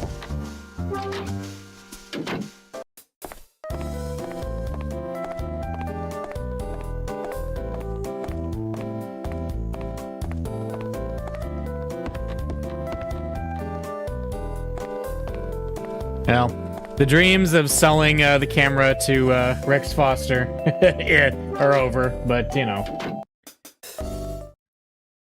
Looks like the place is empty.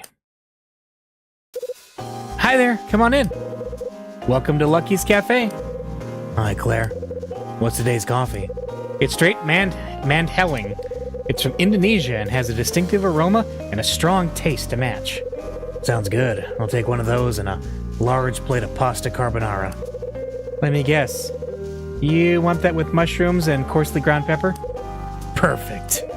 You got it, Mr. Hyde. Feel free to take your usual seat, too. Thanks.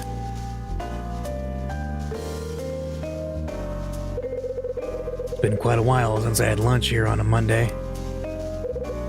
Here you go. Today's coffee and a plate of carbonara. Pasta's fettuccine, and the bacon is hand-smoked by Dad. It looks and smells wonderful. Sure does. Enjoy. Claire leaves the table and heads off elsewhere. There's a freshly made cup of coffee and a piping hot plate of carbonara on the table. Man, I can't get enough of this smell.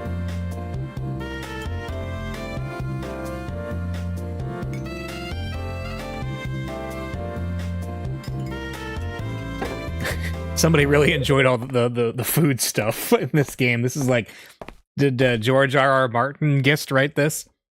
Hi there, Mr. Hyde. Huh? Oh, Sydney. Oh, hi, Sydney. How are you enjoying today's coffee? The initial taste's pretty mild, but it certainly has some depth to it. Doesn't it just? Not everyone who can discern the taste of Mandheling. I like the full-bodied texture, too. You really know your coffee, Mr. Hyde. Plus, this carbonara is something else. Glad you mentioned it. It's one of my own creations. Is that pride I'm sensing?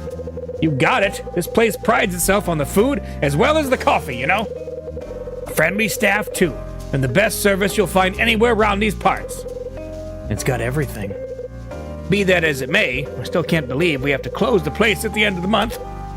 Sydney, I'm sorry. I didn't mean to come out quite that loudly. Have you found a new place to set the cafe up in yet? No, not yet, unfortunately. To be honest, just thinking about it gives me a headache. After 12 years of slogging at it here, I'd kind of hoped I'd never have to move. Can't say I'm looking forward to starting all over again. 12 years, that's quite a run. If you add that to the time I spent working at the old place, it's 18 years in total. You knew all about this place when it was a hotel, right? That's right. There's some stuff I'd like to know more about, then. Could you tell me what kind of hotel it was? Actually, I can do better than that. I've got a picture if you would like to see. Even better. Here it is in all its glory. That's how the place looked 13 years ago.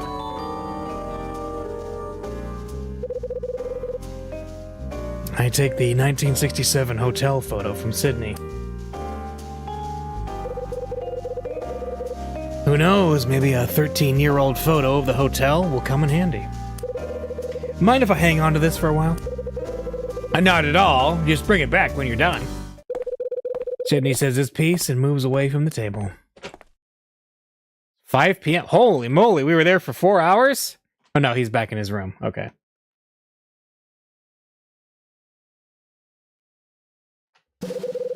December 22nd, that afternoon after lunch at Lucky's Cafe, I decided I needed some fresh air and headed into town.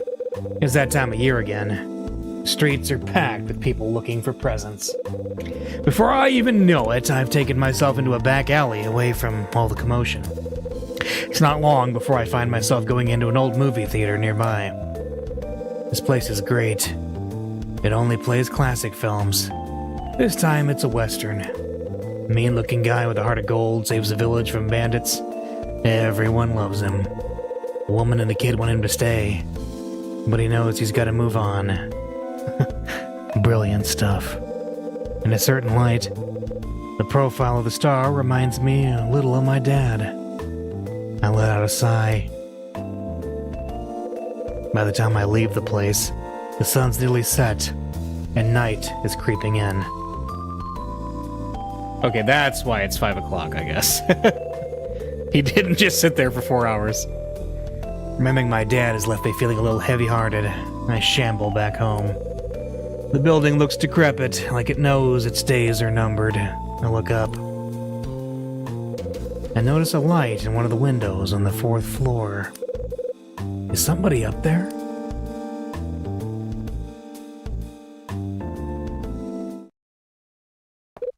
Huh? Somebody's coming down the stairs. Who's this? Who the hell's that? Hello there. Who are you? What's the matter? Too good to even say hello? Not that I mind. I'm Will White from room 306. Okay, someone we haven't met yet. Wow. So this is Will White. After giving the guy a good looking over, I seem to recall seeing him once before. I must apologize. It's a shame you didn't remember my name, especially since I know exactly who you are. You live in room 202, Mr. Hyde, right? That's right. Sorry, I didn't recognize you just now. It's no problem. Don't give it a second thought. I'm a salesman myself. I spend so much time away from here on business. It's no wonder most of the others in this building don't recognize me. Seems like the do-gooder gentleman type. Exact polar opposite to the type of salesman I am. I'd look forward to becoming a closer acquaintance with you, Mr. Hyde, but as you know, we're both about to leave this place. Looks like the most appropriate thing we can do would be along the lines of, it's a shame. You got that right. Excuse me if I'm a little forward, Mr. Hyde, but about leaving this place. Have you heard any further information from Mrs. Patrice? I'm especially interested in finding out exactly why she decided to sell all of a sudden. She just said that it's tough for one woman alone to run a place like this. Not to mention the recent bout of trouble that's been happening. I see. I can fully appreciate how running the place alone could take it out of you. In fact, recently I've been disturbed by noises coming from the fourth floor above at night. I wanted to ask her to take a look because I can't imagine what could be causing it. Please excuse me, I must be going. Will ascends the stairs and disappears out of sight. Will White, a man who certainly likes the sound of his own voice. What he told me about the noise and the light I saw just now, it might be wise to go up and have a look. Alright. So, he's in 306, and if he's hearing noises, that would be 406. So let's go check it out.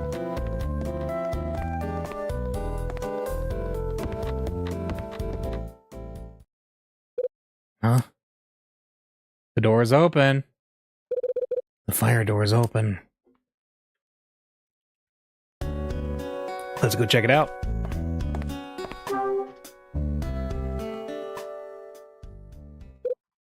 Huh?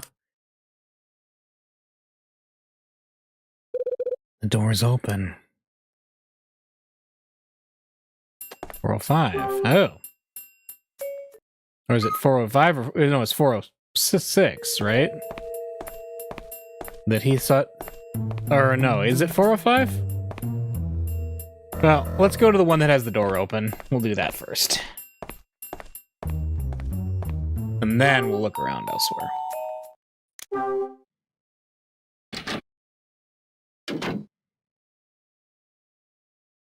Dylan? Someone's here. What are you doing up here?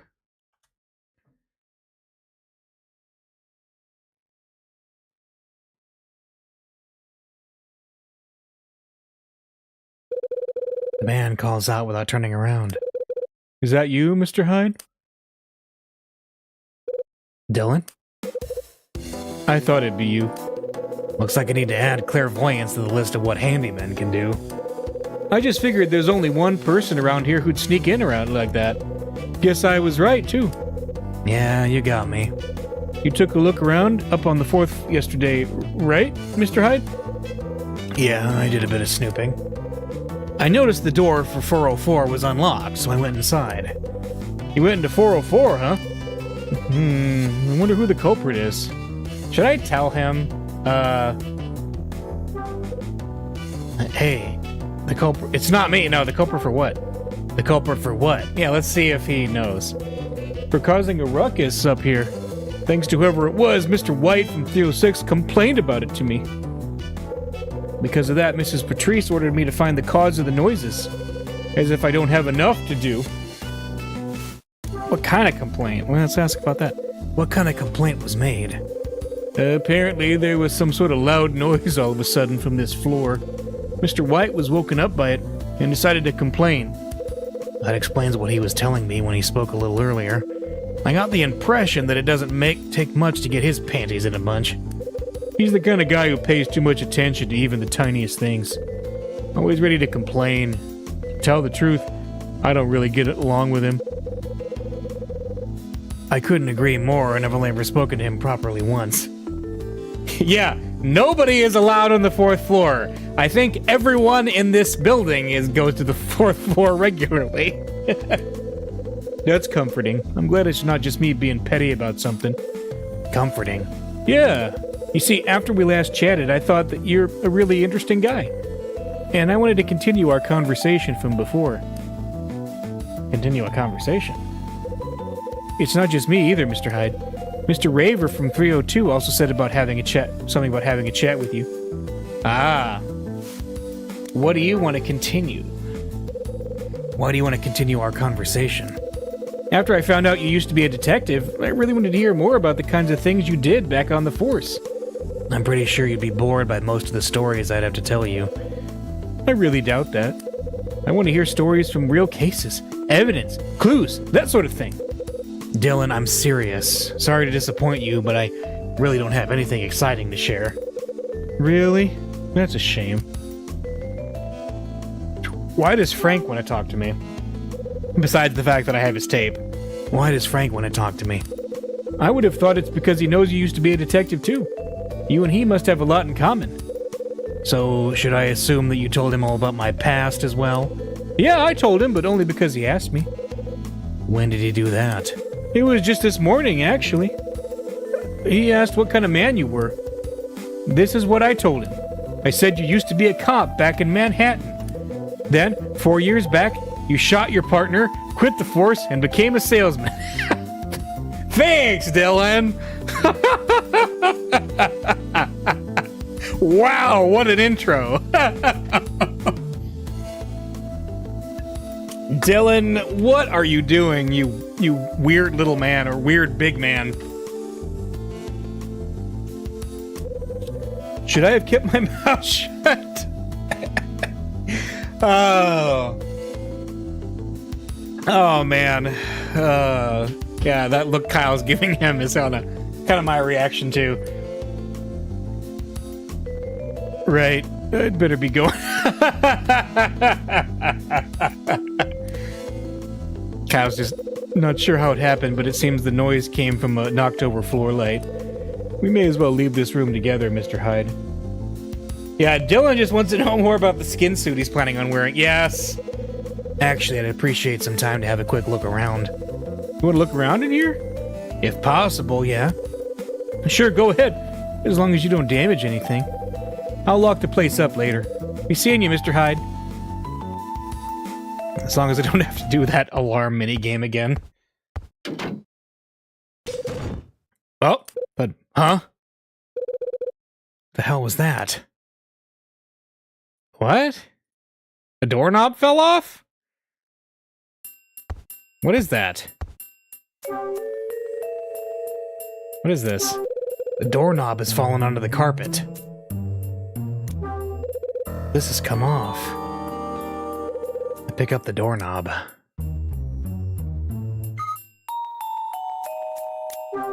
The stool has been left on the floor. Hope no one trips over it. There's a hole in the material. This dresser is in desperate need of some attention from a feather duster. These old-fashioned dressers must have been all the rage when this place was furnished. Okay, got that. And then, let's see. So the doorknob's not on? Here, we'll put it back on. This should do it. Oh no. We gotta do a minigame? Like that, right? Like that. There. What? What is going on? Oh, hang on. I gotta close my DS case real quick. Hang on. There, put it back on.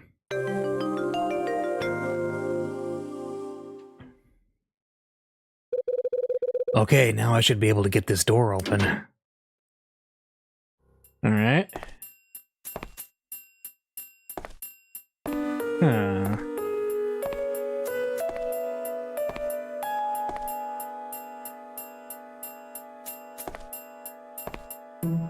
Let's see.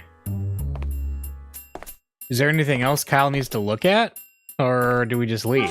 Let's see if if the plot catches up to us on our way out. It did. It's my pager. So was that whole like I need to look around thing was to just do a silly minigame again? Okay. I better head back to my room. Let's go talk to Ed. You're fired again, Hyde! Huh? There's somebody sitting in the hallway. It's Tony. I can see that very clearly. He has a very distinct character silhouette. Let's go talk to him. I'm being paged, Tony. No time. Hey there! Hi, Tony. How's that wax you bought? It's perfect! Just tried a little out earlier and my guitar was shining in no time. That's good to hear. Certainly is, but more importantly than that... Hey, Tony. Smile all you like, the answer is no. What's with all the smiles? Hey, Tony, what's with all the smiles? Hide, you really are a sly one, man. You're not making any sense, what do you mean? Come on, there's no need to be modest about it. I saw, man. What did you see? I went to see you in your room, but instead caught a peek at some hot chick. Oh, is Mila here? What did she look like? What did she look like? Well, she had long blonde hair. Anything else? Yeah, she was smoking. I mean, she was petite and slender. Got any ideas? I got plenty of ideas, but... Remember then, have you? When did you see her? I don't know, about 30 minutes ago? She was just hanging around outside your room. Did you speak to her? Well, I wanted to, but as soon as I opened my mouth, she ran off. Sorry, but I gotta split. There's somewhere I need to be. Tony says his piece and leaves. You like saying that lately. Alright. So Mila was here, huh? Well, let's do the, let's call. Huh? There's a note in my door. I removed the note that's been jammed into the door. It reads, "Missed you. I'll drop in another time, Mila." So it was Mila. Okay. Time to call Ed/Rachel. Oh, wait. The light's lit on my answer phone. Okay.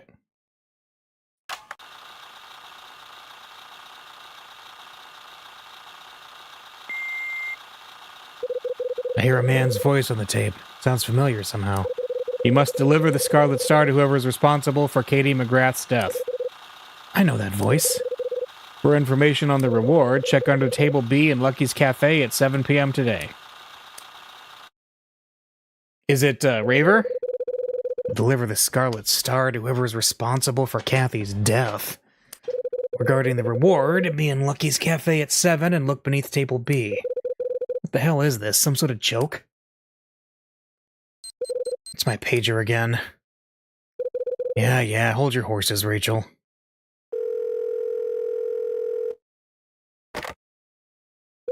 Red Crown, how may I help you? It's me. Ed's been wanting to talk to you. I'll pass you over. Rachel, before you pass me over, I need to ask you about something. What is it? I just heard that Mila came to my room while I was out.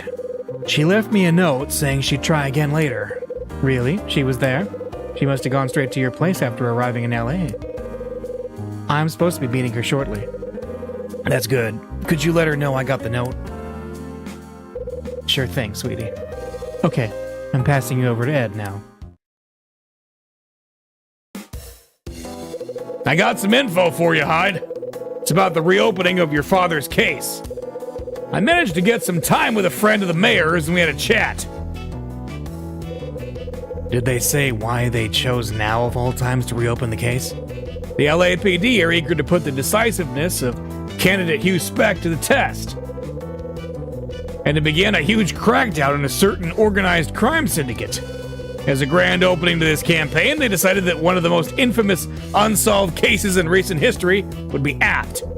As it turns out, one of the most prominent ones on their list happened to be your dad's.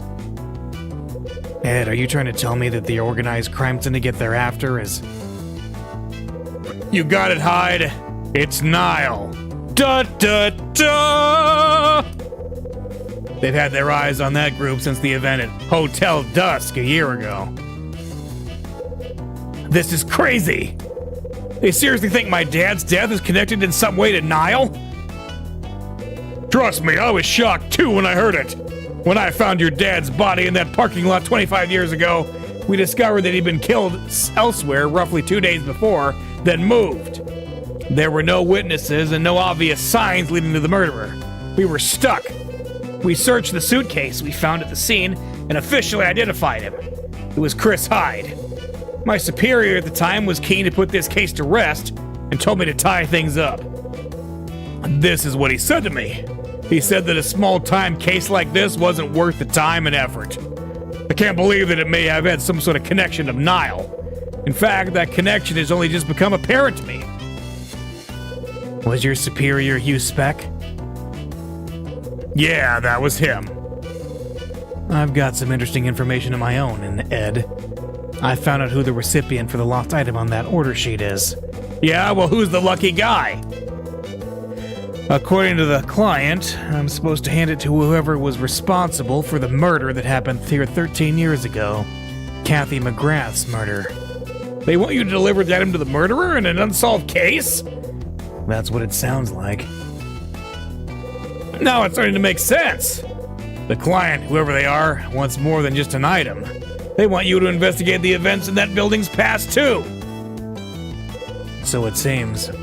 There's something that doesn't sit right with me about all this, Hyde. I know what you mean. I'm still looking into Frank Raver. I'll call you when I have something. Got it. That message is just a new promotion Sydney is trying. Yeah. Yeah, Sydney's like, hey, I've got something special for you. Come for dinner. My buzzer suddenly sounds. Who's that? Let's see.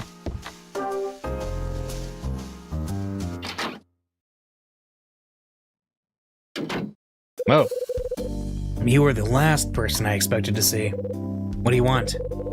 I just wanted you to return my tape. Tony informed me that it's in your possession. Hand it over. He's got a point. I did get it from Tony yesterday. Sure. Frank's tape. There we go.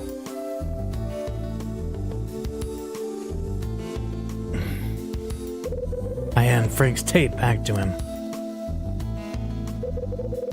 Yes, that's my tape, all right. Perhaps you'd care to tell me how my tape entered your possession, Mr. Hyde? I'd be very glad to know. What did Tony tell you? He told me to ask you. Now please enlighten me. Why did you have my tape? I found it. Yeah, I found it. Where exactly? In the laundry. Was it together with my tape recorder? No. I came across the tape after I'd returned your tape recorder to you. And that's your story, is it? What makes you think I'd have any reason to lie to you about something like that? Think about it. What would I have to gain? Mr. Hyde, when Tony summoned me to the 4th floor yesterday, he said he had some business. Except, when I arrived at the designated spot, it wasn't Tony I met, but you. Tony decided not to make an appearance. Then today he came to my room and asked me to forget all about the day before. He also told me that you had my tape and then left. I can't claim to understand what that man is thinking, Mr. Hyde. Well, you'll get no answers from me. I can barely work him out either. If you really want to try and find out, you're going to have to ask him. That much we can agree on. Anyway, I think we've concluded our business. Hold on, Mr. Raver. I have something I want to ask you. Do you now? You're not going to be happy about this, but I listened to your tape. You did what? Yeah, I listened. And what I heard surprised me. Seems you're still trying to solve the murder that happened here 13 years ago. I'd like to know why you're so interested in that case, Mr. Raver. You really want to know? Well, tough. It has nothing to do with you. Maybe not, but I'm still curious. There's more to this case than I originally thought. More, you say? It seems you haven't been able to get rid yourself of your cute detective senses. Normal people would just accept that it has nothing to do with them and move on. But a detective views things differently, and once he gets the scent, he has to act. I saw the change in your eyes when you heard. This scent is more a curse than a blessing. It's as you say, Mr. Raver. I'm forced to ask these questions. I understand. Nevertheless, I'll tell you straight. Stop pursuing me in my investigations, and cease trying to go after these connected to this crime. Oh, really? Why is that? Who is connected to this crime, anyway? Who is connected to this crime? It seems you've not taken my advice, Mr. Hyde. Spit it out! Take a look at this photograph. It's a picture of a funeral. Yes, the funeral of one of the people who found Kathy McGrath's body. I received the funeral photo. If you look really carefully, there's someone in the picture I'm sure you'll recognize. Is it Marie? Mr. Hyde, I am forced to stop you interfering any further. Therefore, I'd appreciate it if you could avoid hindering me. Do not obstruct my investigations any further. And stay away from the people you see in this picture. Okay. I'll take a long, hard look at the picture. Just one more thing I need to ask you, Mr. Raver. And that is, what can you tell me about Condor? You mean to say you don't know what Condor is? I wouldn't be asking if I did. I shall repeat what I just said. Leave my investigations alone. That's all I have to say. Frank leaves the room. All right, well, let's look at the picture.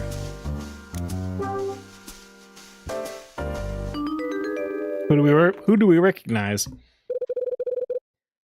What am I supposed to be looking for? That's Marie. Here's Marie. Who? Hold on. Who's that? Rex? What's Rex doing in the photo? Ah. Marie Reve is in the picture, and not just her. Rex Foster is there too. What possible connection could the two of them have had 13 years ago? Has he been on this case for 13 years? Oh, it's 7 p.m. already. Wow.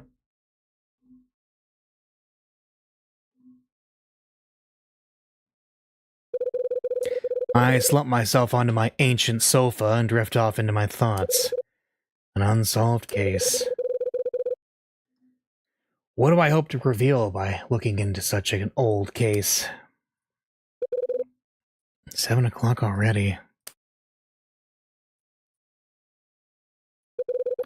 Better make a move. Wouldn't want to miss my chance for some more info. Yep, let's go down and get some dinner. Huh? The door of room 203 is open. I can hear somebody's voice from inside. I know that voice. That dress looked good on you. I had a great time yesterday. After the voices stop, somebody leaves the room. I'll see you soon. Oh, this is the guy she's dating? I'll wait at the same shop as before. Hey, Betty. Is she dating Rex Foster? Betty. Oh, hello, Mr. Hyde. Have you got a moment?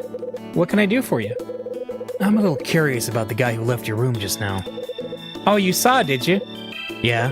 His name's Rex. Is he the guy you're dating? What's your connection? What's your business with this Rex customer?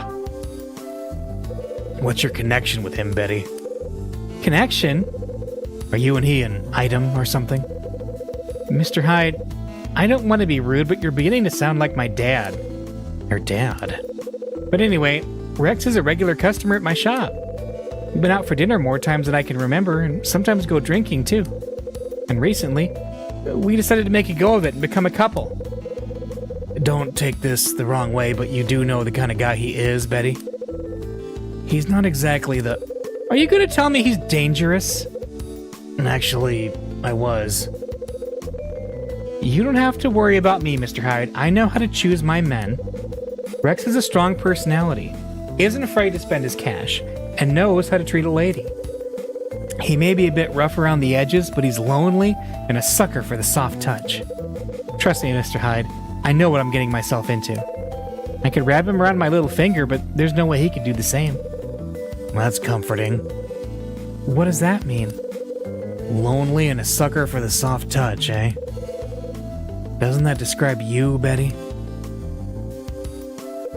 I'm going back to my room. Betty finishes talking and does just that. What's that rat up to this time?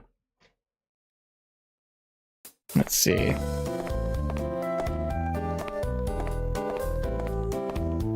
Well, let's go down to the cafe. Maybe he's there.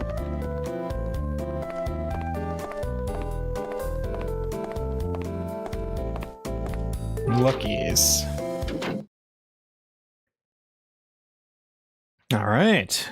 It's evening. Time for me to check out Table B. Nice music. Hey Claire, which one is Table B? It's the one that's second closest to the kitchen. Oh, thanks, Claire. Second closest to the kitchen. So, that's the kitchen, right? So not this table, but this table. Let's see. Is this it? The table is showing its age, but it's been scrubbed to perfection. Aha! There's something stuck under the table. Could this be? Looks like some sort of letter. I take the reward letter from underneath the table. It must have been written on an old-fashioned typewriter. It reads, "The reward for finding the item is the truth of 25 years ago. You'll find part of the truth included here." The truth of 25 years ago? There's something else here. It looks like an extract from an old newspaper. The extract is from 1955 and reads, "On December 17th, early in the morning, a body was discovered in the downtown parking lot near the city hall. The victim appears to have been shot. After initial forensic checks, it was determined that the victim, a man in his 30s, bled to death after receiving a gunshot wound to the chest. The police believe that he was murdered elsewhere roughly 2 days before, and that he was moved to the parking lot soon after being murdered." God, this is about my dad. Is this really part of the truth of 25 years ago? So the sender of this letter is trying to say that if I locate the Scarlet Star, I'll also be able to close the case surrounding my dad's death. Huh? Staring at the page, I noticed that the T's are higher than the other letters. I wonder if this is the same as the original order sheet I received. I thought so. The T's are higher here as well. This pretty much confirms that these two letters were typed on the same typewriter. Who could have written them? Someone's dangling the truth of 25 years ago in front of my face. Who would do that?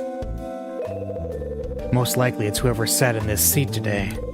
Maybe Claire can shed some light on who that was. Good question. Let's talk.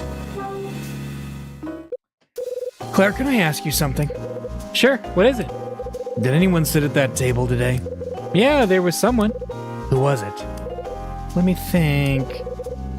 Is it coming back to you? Oh, right. I remember both Charles and Dylan sitting there. Oh. Charles or Dylan, huh? There might have been other customers who sat there too, but I can't remember. Sorry. I see. But tell me, Mr. Hyde, why are you so interested? No reason, just curious. Okay, if you say so. Claire finishes talking and moves away from me. It might be wise to have a chat with the both of them. Okay.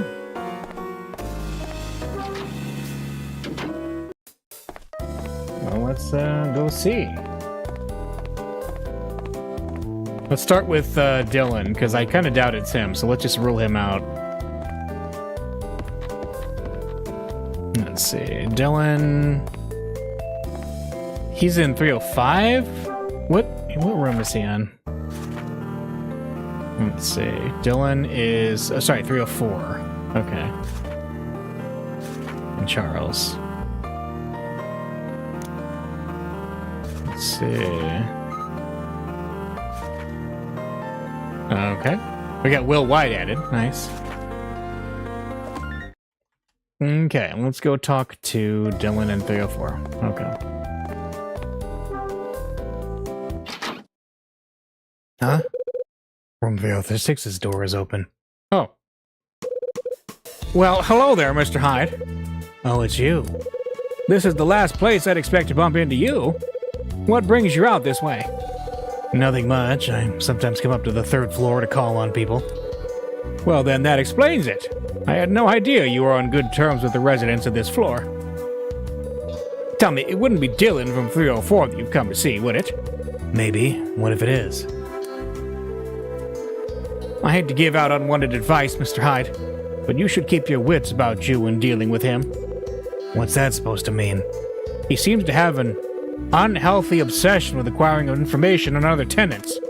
His pretense is that he's doing work on behalf of Mrs. Patrice. But he takes advantage of this and tends to monitor the tenants' movements. I speak from experience, Mr. Hyde. I've seen his type before. I'd advise you to keep well away from him if you know what's good for you. Oh, but I'm sorry. Listen to me talking your ear off. I really must be going, Mr. Hyde. Farewell. Will moves away and heads down the stairs. Hey, Mr. Hyde. Huh? I noticed you were chatting to Mr. White just now. Yeah, that's right. What were you talking about? Nothing, just greeting each other. Really? It sounded like a very long greeting then. Yeah, we don't see each other done often. Are you sure that's all you did?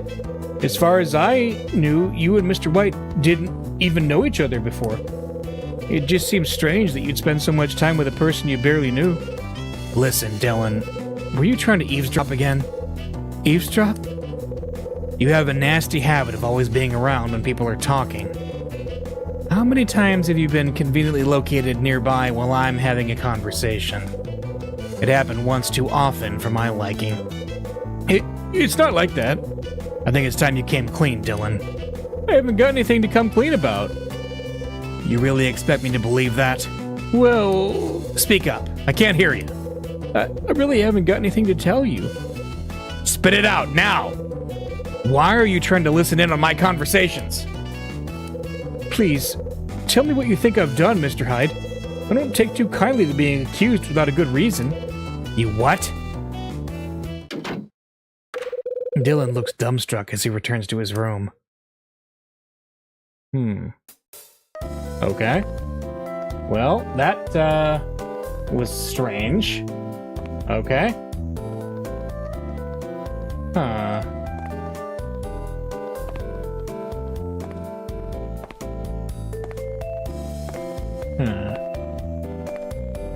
So which room is Charles in? He's not up on this floor too, right? Charles Junet lives in 305. Okay. And Dylan's still got a question on him. So let's go talk to Charles in 305.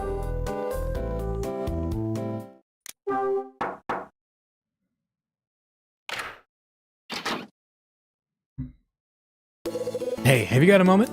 Oh, Mr. Hyde. I got something I want to ask you. Did they come to the cafe today? Yeah. Did you take a trip to the cafe today? Yes, I did. And did you sit at table B near the counter? Yes, but why are you asking me about where I sat? So, was it you, Charles? Did you stick the envelope to the underside of the table? I have no idea what you're talking about, Mr. Hyde. Please explain yourself. So you really have no idea? Please, Mr. Hyde, do you have a reason to doubt what I'm telling you? Do I? I don't think I do. I just wanted to ask. I just wanted to ask. Are you sure you're telling me the truth?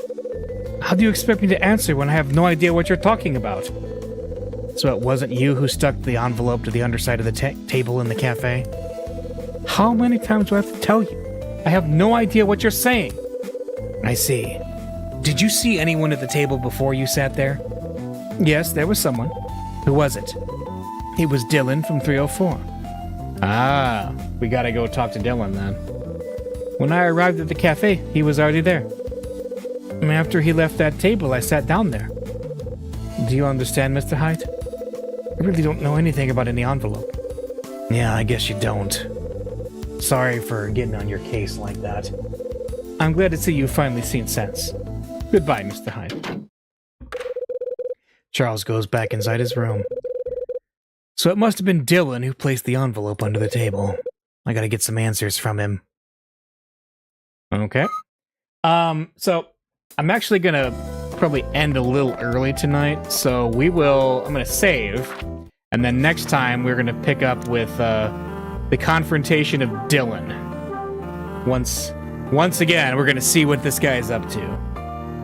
So, all right, all saved up, and I'm not going to take off the game card from my Nintendo DS. So anyway, I will see you guys next week, same time. All right, see you then.